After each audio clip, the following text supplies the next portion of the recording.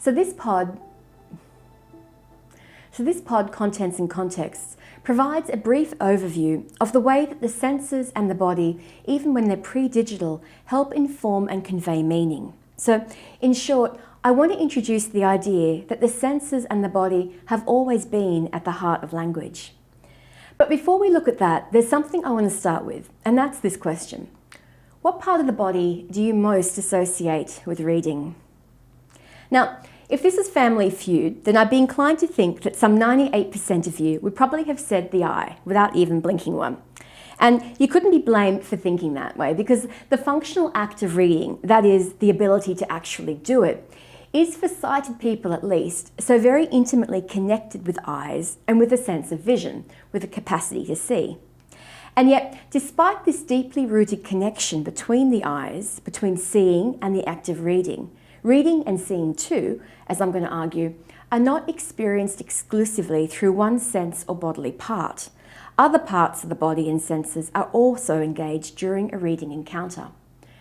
It's possible, for example, to read or see with the eyes, but to feel the effects as touch on the skin. So you might like to think of the goosebumps that can involuntarily arise when you read or see something that startles or excites or frightens or arouses you.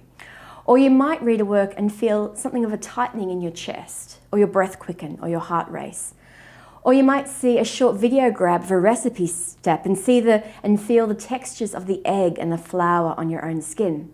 Sometimes you can feel like you are part of the work even, like the space between your body and the work has somehow been reduced, a feeling that can often come out of the kind of touch technologies associated with interactive screens and which is commonly experienced in gaming. And I know I found that when the first time I played Heavy Rain, which just completely blew my mind.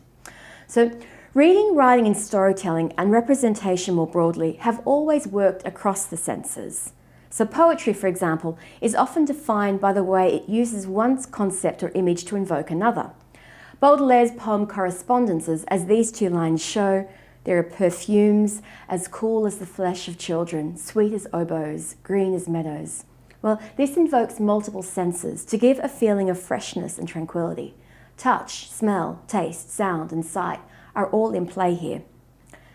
Advertising too plays on multiple sensory reading. So this ad for hot chocolate starts with sight, but very quickly crosses over to taste and even to memory as we make the correspondence, to use Baudelaire, between the drink and our knowledge of what a creamy looking ice cream like this might taste like and how this taste might translate to the advertised product. So we know this most commonly as metaphor, as using one idea or sense to convey another. And as you'll know from school, almost all good storytelling relies on metaphor to make meaning. It's a basic, and it expands or extends or even amplifies the meaning that the creator is trying to make. And it draws, most importantly and most often, on both the body and memory in order to make the ideal feel more real. But metaphor can also be thought of as what we now refer to as multimodality, a term that's commonly used with reference to digital and online works. So multimodality, for those not familiar with the term, is used to describe texts that draw on two or more communication modes to make meaning. And here, communication modes can refer to image, gesture and sound, for example. So the presentation I'm giving here, for example, is multimodal. I'm relying on my voice, my physical kind of / virtual appearance, written text and images to name but a few of the communication modes I'm working with in order to try and make meaning with you. Now, there's a great deal more to say about this, and if you're interested in multimodality, metaphor and language, then you may like to look at the work of Lakoff and Johnson, two theorists who take particular interest in the way that language is laden with senses. There's a brief blurb about it here, which you might like to pause on and read. The point, though, of my mentioning this is to show that the kind of bodily responses invoked by digital media works, like Snowfall, like the recipe I showed you from FVF, and like Mind Control, which we'll look at shortly, actually draw on pre-existing ways of conveying meaning found in texts throughout history. So they are, in other words, enhancing the ways we make meaning through what Gibbs and Angel might see as a remediation of the senses. So let's move to their work now.